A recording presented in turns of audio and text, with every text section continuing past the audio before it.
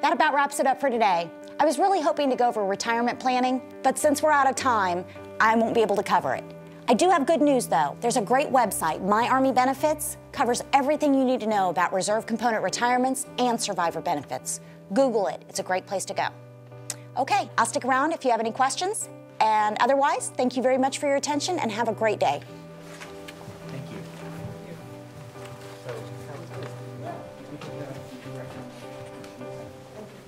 Awesome. Hey guys, what's up? I've looked at this My Army Benefits before, but it's only for active duty. How does that help the National Guard?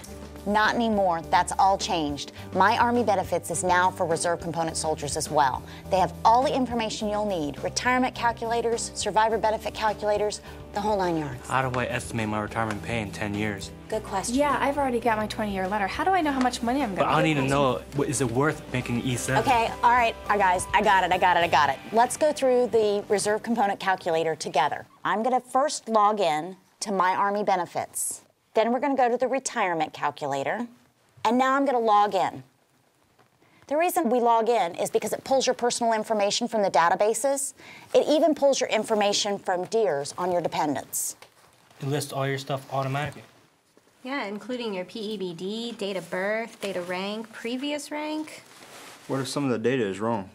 Like, say you were promoted, but it didn't show up? Not a problem. You can go in and adjust the fields to show the correct information. It'll all work out. Now, you're also going to need to add in your current points and a few other retirement projections, but the website does all the work. It really is too easy. Sergeant, there's all kinds of questions about points and all this other stuff. Where do I find points? Okay, guys, let's help the specialist. Where do you get your retirement points?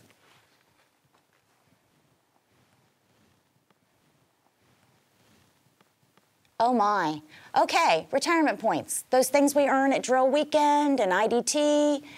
The more retirement points you get, the higher your retired pay. You guys follow? Okay, at least we know that. Reserve component soldiers can go to HRC My Records portal to get their information and their points. National Guard soldiers like us, we can go to our admin section or your retirement services section and they can give you your accurate points. You can also use your annual retirement point statement, your RPAM or your RPAS, but since it's only updated annually, it may not be as accurate.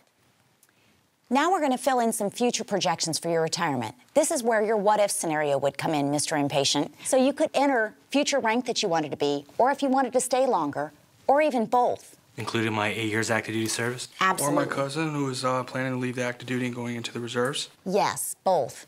Now, since none of you have your points handy today, I'll use my points, but this is where you would enter them in. So I'll enter my points. What's that field, the number of months in support of a contingency operation? Good question. The system automatically figures you in at your 60th birthday as your retired pay eligibility What if I date. don't want to wait till my 60th year? I got MOB time, so I want to retire early. Same question.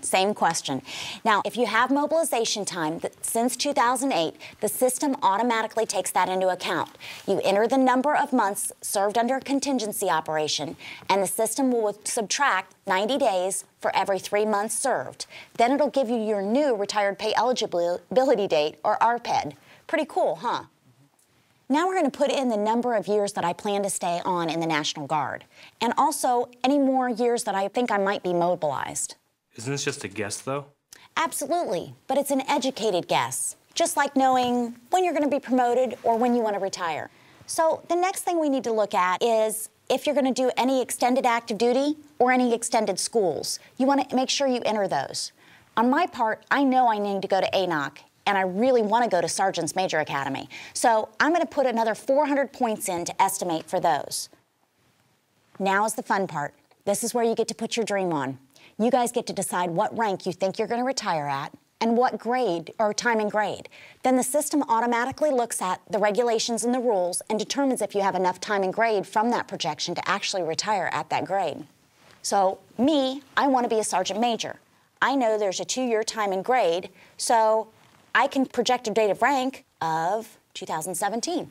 So I can't get promoted and then retire? Absolutely not. Only warrant officers, and they need 31 days. But we all know they wrote the rules. So I would check with your personnel department. They should be able to tell you what you need for your current date of rank. And what does this mean, the mandatory removal date? Great question, ma'am. Mandatory removal date for enlisted is our 60th birthday. But for officers, it's dependent on commissioned service and how long you can serve by law. For lieutenant colonels, it's 28 years. Colonels, 30. So how do I figure out this, the projected date of transfer to retired reserve? Great question. Now, that depends on your personal goals. Some people get their 20-year letter and want to immediately go into the gray area. Other folks, like our Mr. Impatient, need to wait a while so they can retire at the grade of rank that they just made. Me, I'm going to wait a while. More points, more money. Make sense? All right. Now that we have everything filled in, I'm going to hit the calculate button, and it's going to show my retirement estimate. If you look, you can see I'll retire as an E9 with about 6,000 points, and you can see how much money I'll make. Pretty cool, huh? Well, it is straightforward and pretty easy. What's that TV commercial? It's so easy a sergeant major could do it. You're right. It is pretty easy. Well, the calculator works, and it appears to be pretty accurate, but there's a lot of information that you have to put into the system. I always thought that all you had to do was enter the retirement date and your grade. If you were on active duty and doing an active duty calculation, that would be correct. With the National Guard, ours is a point-based system, and it's a little more complicated.